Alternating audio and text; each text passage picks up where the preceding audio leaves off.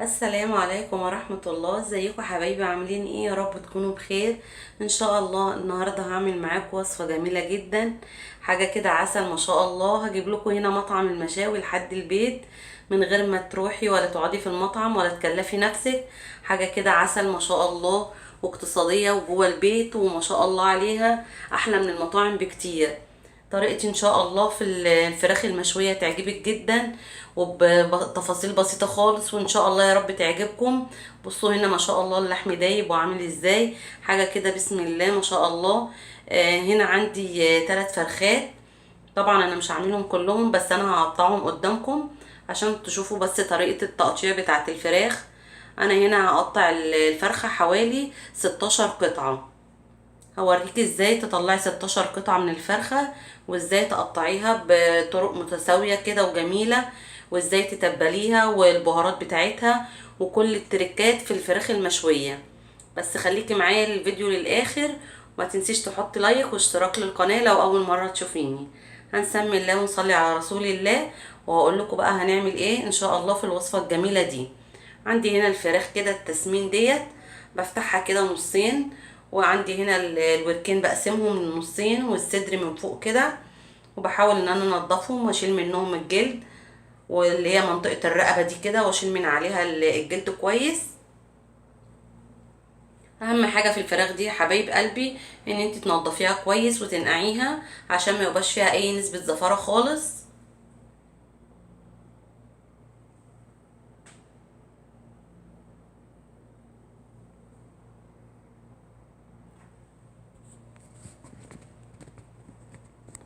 عندك برضو التريكايه اللي هي في النقع بتاعت الفراخ ديت، لو عندك طحينه بيضه ممكن تحطي معلقه في النقع، ما بتخليش لها اي ريحه زفاره. او عندك طماطميتين بتفرميهم وتحطيهم في الميه بتاعت النقع بتاعت الفراخ دي، بتخليها عسل جدا وبيخلي اللحم بتاعها مسكر كده وجميل قوي، وانسي اي زفاره في الفراخ بعد كده. خلاص كده هنا خلصت تقطيع. بصوا هنا بقى هوريكم ازاي نقطع الفرخة ل16 قطعة. عندي هنا الورك بقسمه 2. عندي همسك منطقة الدبوس دي، هشق اللحم كده لحد ما اوصل للعظمة، بحيث ان هي ساعة الشوي ما يبقاش الدبوس ده مقفول ويفضل ايه الدم على العظمة زي ما هو، لا، بنشق اللحم كده لحد ما نوصل للعظمة، او بنغزها كويس كده، يعني ايه غزة لحد الاخر لما بنوصل للعظمة.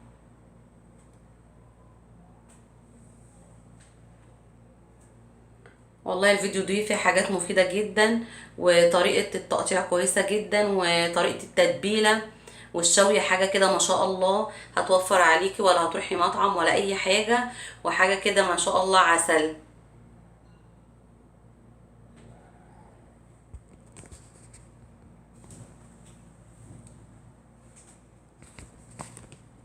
هنشيل الجلد كده ونشيل كل الجلد اللي حوالين الصدر دوت. بصوا هنا برضو بقطعها كده مكعبات بطريقة سهلة جدا وبسيطة وكل سهولة، وحاجة كده مش هتاخد منك وقت ولا اي حاجة.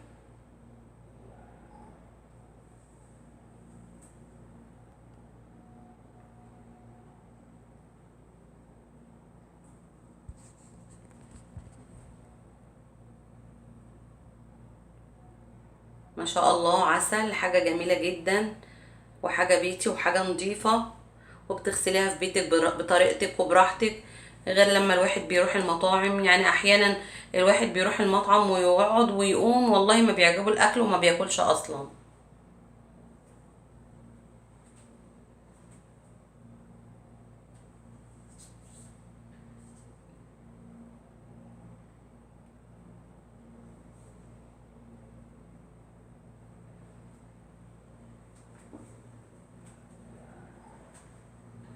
هنا هقطع معاكم برضو اخر قطعة من الصدر، بفصل كده اللي هو الكتف، وبشيل الجلدة من على الكتف كده، وبقطعها ما شاء الله تقطيعة جميلة اهيت متساوية. ما بحاولش ان انا اعملها قطع كبيرة، بحيث ان هي لما تيجي تتشوي تبقى مستوية، ما تبقاش متفلة معاكي. بحاول ان انا اعملها قطع متوسطة، مش صغيرة قوي ولا حاجة. كده انا خلصت يعتبر تقطيع فرخة كاملة.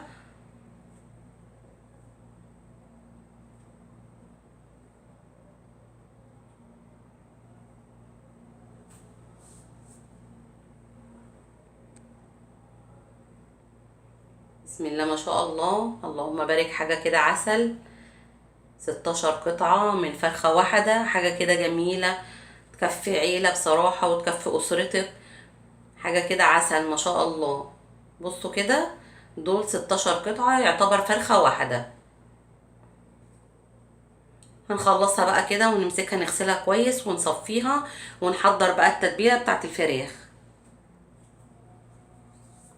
عندي هنا بصلتين حجم متوسط، وعندي طماطميتين وثلاث قرون شطة خضراء او حمراء حسب رغبتك انتي، بس بيفضل ان هي تكون حمراء. وعندي فصين توم، وعندي البهارات اللي انا هقولها لكم دلوقتي، وكوباية مية ونص كوباية خل. بهارات سهلة جدا وموجودة في كل بيت. هنحضر دلوقتي الخلاط بتاعنا العادي او لو عندك كبة، وهننزل دلوقتي بالمكونات دي كلها في الخلاط. دي معلقة سكر، ومعلقة فلفل اسمر، ومعلقة كمون، ودي السبع بهارات، وهنا معلقة بابريكا، ودي معلقة جوزة الطيب على كباب الصيني، ودي معلقة ملح ابيض كبيرة، ودي كوباية مية ونص كوباية خل ابيض عادي. هنضربهم مع بعض كده في الخلاط، وننزل بيهم بقى على خليط الفراخ بعد ما غسلته وصفتها كويس جدا من المية. هنزل بقى بالخليط اللي انا قلت لكم عليه دوت. دول انا فرختين، انا اوريكم طريقة تقطيع فرخة، انا دول عملت 2 بصراحة. هننزل بقى بالتتبيلة دي كده على الفراخ كويس ونقلب المكونات في بعضها، وبعد كده هنغطيها بالستريتش ونسيبها في التلاجة حوالي 12 ساعة. ولو انت مستعجلة يعني اقل حاجة 3-4 ساعات، علشان الفراخ تشرب من الصوص دوت وتبقى متشبعة كده ولها طعم. اهم حاجة ان انت تركنيها في التتبيلة دي. لو مش مستعجلة يبقى من بالليل، لو استعجلتي يبقى 3 او 4 ساعات من الصبح لحد اخر النهار. بصوا هنا بقى بعد ما شويت، مرضتش اصور لكم على السطح بصراحة عشان يعني كان في مهازل. بصوا ما شاء الله، اللهم بارك. الفراخ عامله ازاي، دايبه قوي قوي وجميله، ومعاه شويه شيبسي وشويه رز كبسه. وان شاء الله اشوفكم على خير في الفيديو الجاي، والسلام عليكم ورحمه الله. ما تنسونوش بقى بلايك واشتراك للقناه.